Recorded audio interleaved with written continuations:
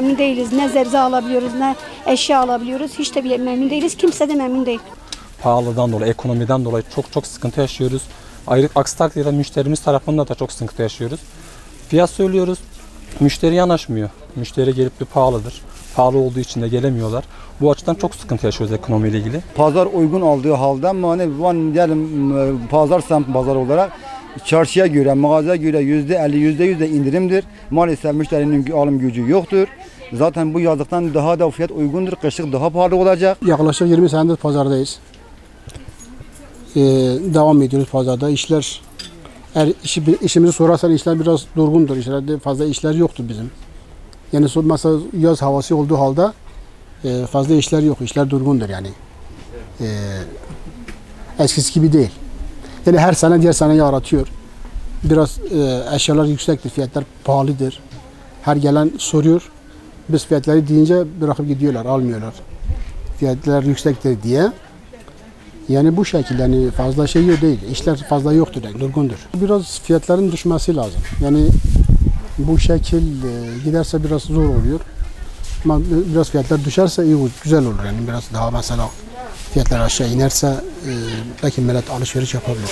Pazar uygun aldığı halde ama hani diyelim pazar semt pazar olarak çarşıya göre, mağazaya göre %50, %100 de indirimdir. Maalesef müşterinin alım gücü yoktur. Zaten bu yazlıktan daha da fiyat uygundur. Kışlık daha pahalı olacak. Bir kazak 200-300 milyondur. Onun dışında da onu da bıraktık. Bir halk olarak pazar büyük bir miktardır, yani büyük bir haktır. Belediye olarak bize sahip çıkmıyor. Nasıl sahip çıkmıyor? Çöpümüz olsun, çöpümüzü alınmıyor. Temizliğimizi yapamıyoruz. Yıkama kesinlikle yapılmıyor. Zaten yaz sezonu boyunca bu pazarı yıkanması lazım. Bunu hiçbir zaman görmedik. Zabıtası yok. O pazara ilgilenen yok.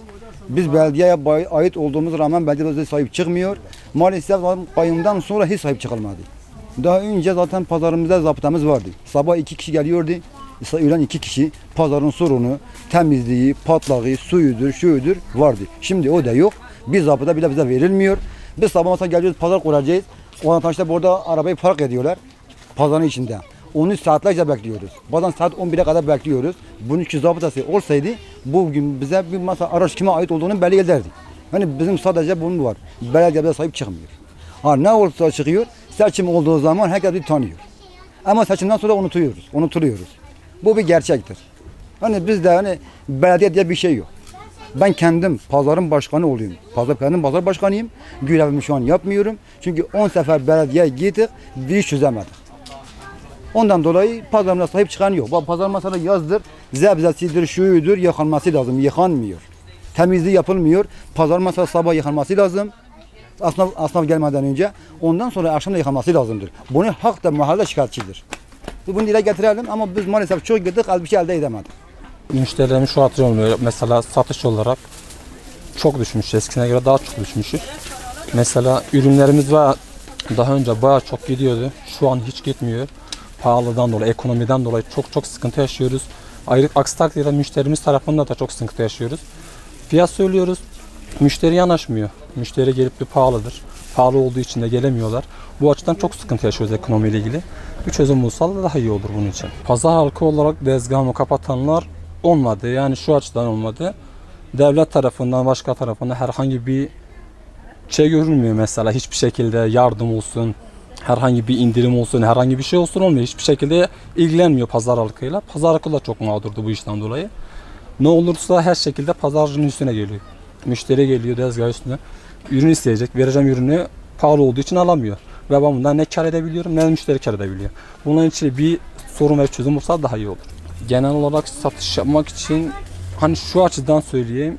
Ürünlerimi yani aldığım fiyata verebiliyorum. Hani kar edemiyorum. Aldığım fiyatta mesela ben bugün aldım bu ürünü 50 lira alıyorum. Bir hafta arada geçiyor oluyor 60 lira. Bu sefer müşteri gelip bana diyor, geçen hafta bana 50 lira diyorsun, bu hafta 60 lira diyorsun. Sen müşteri mağdur oluyor. Hem ben olurum. Satışım o şekilde çok düşüyor. Bunlarla ilgili bir çözüm, bir şey bulsalar çok iyi olur. Ve biz bunlarla ilgili çok da sıkıntı yaşıyoruz ilgili müşteriyle ilgili. Müşteri gelip tezgah diyor ben bunu istiyorum, ben vereceğim. Ama müşteri alamıyor. Neden? Pahalı diyor. Her hafta zam diye. Bu sefer ne pazar halkı satış yapabiliyor ne de müşteri alışveriş yapabiliyor. Ya ben şöyle düşünüyorum. Ben daha önce ticaretlik yapıyordum. Mesela cenk yazma konusunda konuşmak istiyorum. Tanesini 7 liradan 5 liradan alıyordum. Şu an 27 liraya çıkmış. Ben artık değil satmayı kendime dahi alamıyorum. O derecede fiyatlar kötü. Memnun değiliz. Ne zebze alabiliyoruz ne eşya alabiliyoruz. Hiç de memnun değiliz. Kimse de memnun değil.